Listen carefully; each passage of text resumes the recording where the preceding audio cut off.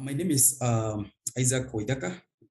Generally, I'm a social entrepreneur, having founded several social enterprises, and also, started a small foundation to be able to support social entrepreneurs. Generally, I'm the founder of this foundation, and how it began. It's a long story, but to cut it short, I'm here at high school. I have some friends who are ahead of me. They had cleared high school and college. And after clearing college, so what they would do on a daily basis is looking for a job. So was their work. So I thought, why should I join college? And yet I'm not going to get a job. So I decided first to start a small social enterprise so that I'm stable enough, even if I won't secure a job, I'll have something that will be ongoing. Generally, Goblis Foundation serves young people between the ages of 18 and 35 from humble backgrounds. Those are underserved community. And generally, our focus is youth unemployment and climate change. Dearly is just to use the power of social entrepreneurship to be able to empower youth so that they can uplift themselves from poverty. Generally, our mission, goal, and vision all focuses on empowering youth so that they can constitute strong, economically prosperous and self-reliant communities. And the main challenges, to be specific, the specific challenges, you can imagine 800,000 young people are usually churned out of institutions of higher learning. And out of this number, only about 50,000 which gets to be employed. The rest, which is about 750,000, they usually go to join another number about amounting to around 2.3 million to wait looking for a job. And why this? In 2 or 3, we had a new government administration which made free primary education free, and all children had to attend school.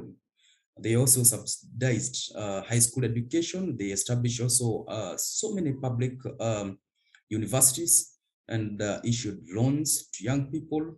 But one mistake was done. These children and young people were educated, but now this was not matched with the employment creation. So they are there, they're educated. We are no longer complaining of people not educated. We are complaining of job opportunities. Another, of course, extreme poverty, that around 36 to 38% being from poverty-stricken backgrounds, and also lack of capital, where a young person straight from school will go to apply for a bank loan. They are asked for security and also history of transactions. Where do they get this from? And also lack of mentorship. We do not have structures to mentor young people into social entrepreneurship because our system of education has been based on mere fact that you have to study hard to be employed and not becoming a social innovator, although the government has started preparing young people to be innovators, but at least it will take some years, maybe 20 years, for those who are starting school now to reach that level. So how we empower these people, we offer training and mentorship services. We also allow them to get access to capital, also incubation services and extension support. And how do we identify these young people? We usually partner with the community partners, usually community-based organizations, because they are the experts on the ground. From their networks and from their activities, we arrange for a one-day training event where these people are invited. And mainly the reason why we arrange for a one-day physical event is just to introduce the concept of social entrepreneurship, which is very new. Then after this one-day training event, we usually invite these young people to make applications online. And after they make applications, we usually have a decision-making team. And those who qualify, we have an online learning management system where they are onboarded for training and mentorship. And to be able to achieve that, we have our core strategies. And one of the strategies is we base ourselves on SDG Goal 1, no poverty, SDG Goal 5, gender equality, SDG Goal number 8, decent work and economic growth, SDG Goal 9, industry innovation and infrastructure, Goal 10, reduced inequality, and of course, most importantly, Goal 13, which is climate action. We only support those social entrepreneurs who take care of their environment. And the other strategy is we have our core pillars to enable us to conduct those activities. One of the core pillars, we have Jikimu Academy. Jikimu Academy is, transforms marginalized and vulnerable youth into social entrepreneurs using a cost-effective and efficient process being led by community volunteers. We usually call them community mentors. It's just an online learning platform, just like for any other college, but now it has additional tools like that of impact investors. They are able to track if they want to support or invest in any of social enterprises that crops up. And also the community mentors are onboarded to be able to offer mentorship services. And then after training, because this is usually done in so many colleges, what next? We have Ukenya, an online peer-to-peer crowdfunding platform, which enables these young people to pitch and fundraise from their families, friends, and well-wishers. So in terms of access to capital, we provide that platform. But at Jikimu Academy, you'll find there are those quality, exceptional ideas that might become the next unicorns. We usually send them to Bomani Innovation Hub. Bomani Innovation Hub is a social change workshop, which is physical, where they usually undergo a 3-week bootcamp training, and their ideas are amplified. And now here it's where we usually allow impact investors to invest into these social enterprises, the startups. And the impact investors can only invest up to a maximum of 20% equity. One of the reasons is because we want these social entrepreneurs to own the idea, not to lose it. And the other one, we want impact investors not to risk a lot of their investments. An impact investor can invest in so many, as many social enterprises as they wish, but in a single social enterprise, not more than 20%. And generally the life cycle of our program goes in this way. Identification, training, and mentorship is the first. So that's usually online, although identification is physical. And then we have the concept of community philanthropy, that's peer-to-peer crowdfunding platform and activation. That's usually the second stage.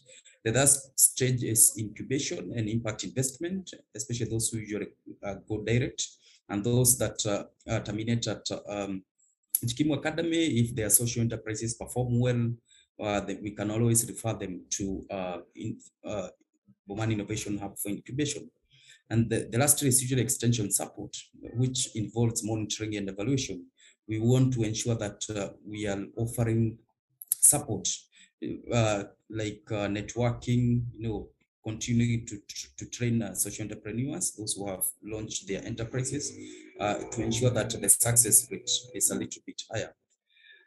So how do we build expertise? How do we make them expertise? We usually train them, mentor through community mentors. Pitching, we help them to pitch so that even if they don't get funding through us, they are able to pitch effectively. And finally, it's usually venture formation. We usually ensure that a business is registered, and they are helped to set up bank accounts and all the structures that a business require. And how we kickstart their ideas, one is through program-related investments. These are low-cost loans to these social entrepreneurs. Seed grants, you realize that if these social entrepreneurs have ideas, but they don't have funds. So where do they get the funds to start, to begin their ideas? Although the impact investors are there, they still need to chip in something. If we get donors, we usually provide them with the seed grants. and also impact investors for impacting investors. Microloans goes to women. There are those women who did not finish their college. Mostly is usually because of early pregnancies. Therefore, they cannot compete with others. We usually give them an exception of not clearing college to join our program. So of course, we measure the progress in all that. One way is monitoring and evaluation. We have extension officers who their main role is usually monitoring and evaluation. And of course, our exit strategy is usually around 24 months. Of course, we have several success stories and also a very great team which is doing this work, a team of volunteers and a team of experts. So far, we have been able to train 11,550 youth and also kickstarted 92 social enterprises. Out of 92 social enterprises, 47 are women-led. We have issued grants worth 130,000 USD. And also equity, we have impact investors who have invested 150,000 USD. And also we have issued loans of about 70,000 USD. And now we are calling, inviting people to be able to join our course in various ways. And one of the ways is through donations or grants to be able to support these social entrepreneurs, our beneficiaries. One can do personal donations or corporate donations through companies, corporates, or through institutional grants, the traditional institutional grants. Another way one can support us is to impact invest, either direct investment for equity, program-related investment loans, which are low-cost loans, so that we can in turn also give them to our social enterprise entrepreneurs. And also we have a consolidated fund. This is where impact investors can put in money. We decide where to invest on their behalf, and then they'll be able to recoup. And lastly, another way one is able to partner with us is through collaborative partnerships. Could be personal engagement. One can train, can advise. Project collaborations, we are open to project collaborations. And also one can empower us. They can, what Equity Match is doing. One can talk about us, can refer us to like-minded organizations and people, nominate us, fellowships, and so forth and so forth.